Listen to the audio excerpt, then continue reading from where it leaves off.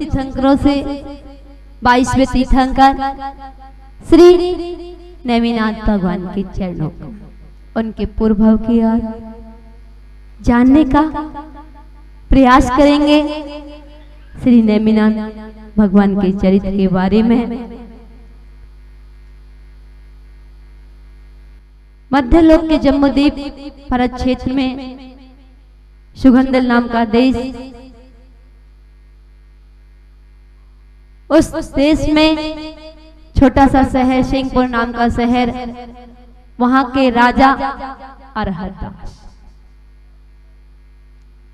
उनकी रानी का नाम जिनदत्ता, जिनके कोई पुत्र नहीं था। एक दिन वह अष्टमी का पर्व में भगवान की पूजन भक्ति करने गई और मन में विचार आया, पुत्र का भाव कि मेरे कोई संतान नहीं है। यह विचार करते हुए वह सो गए और रात्रि के वह अंतिम पहर उन्होंने स्वप्न देखा, सिंह, हाथी, चांद, सूरज और नहाती हुई लक्ष्मी को देखा। स्वप्न का फल जाना तो उनको ऐसा मालूम हुआ कि कोई भव्य जीव घर में आया है जो संसारी प्राणियों के दुखों को दूर करने वाला होगा। ऐसे ही दिन बीतते चले जाते हैं, 9 माह पूर्ण हो जाते हैं। 9 माह के बाद रानी जिनदत्ता पुत्र को जन्म देती है और वह पुत्र बड़ा ही सुंदर, बड़ा ही होनहार बालक होता है। दिनों दिन बढ़ते रहते हैं, वह बालक बड़ा होता रहता है। अरहरदास के शहर में एक बार मुनि संघ आया हुआ है, आता है और मुनि संघ का संदेश वन माली के द्वारा राजा अरहद को सूचना मिलती है और राजा अरहरदास बड़े ही खुश, बड़े ही प्रसन्न होते हैं कि आज हमारे नगर में मुनिराज आए हैं। धन्य है मेरा जीवन, धन्य है मेरा जीवन, आज हमारे नगर में मुनि संघ आया हुआ है। विमल वाहन नाम के मुनि महाराज उस वन की ओर आए, देखा अरहरदास पूरे परिवार के साथ मुनिराज के दर्शन करने गए। मुनिराज के दर्शन किए, भक्ति की, गुणगान किया और उनसे पूछा कि हे भगवान, धर्म की परिभाषा क्या है?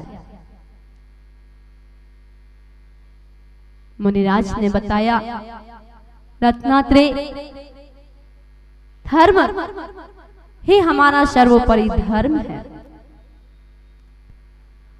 उनकी जो पुत्र हुआ, उस पुत्र का नाम उन्होंने अपराजित रखा और मुनिराज के दर्शन किए, भक्ति की, उनकी देशना सुनी।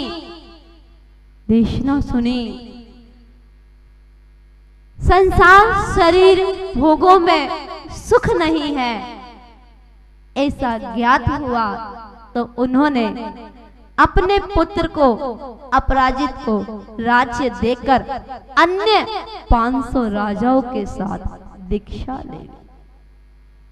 500 राजाओं के साथ दीक्षा ले ली और वन की ओर निकल गए। अब उनका पुत्र अपराजित ने भी अणुव्रत ग्रहण कर लिए।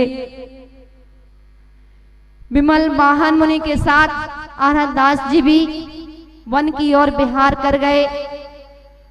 कुछ दिनों बाद पता चला अपराजित को कि विमल वाहन के साथ अपने पिता अरहदास भी गंधमादन नाम पर्वत से मोक्ष चले गए।